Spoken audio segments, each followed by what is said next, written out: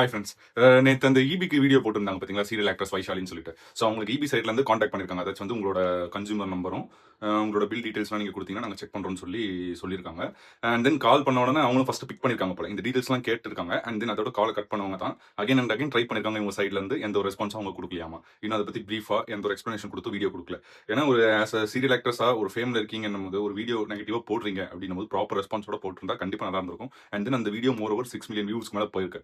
And இது நடுவில் பூந்து அரசியல் பண்றவங்கள பாத்தீங்களா, அதாச்சும் என்னன்னா என்ன கேட்டாங்க இப்போ அதுக்கான ப்ராப்பர் இப்போ உங்க மேல தப்பு இல்ல, அதாச்சும் இவங்க செந்தில் பாலாஜி ஸ்டைலே சொல்றேன்னு வச்சுக்கோங்களேன், மடியில கணம் இல்ல வழியில பயம் இல்லன்ற மாதிரி சொல்லுவாங்க பாத்தீங்களா.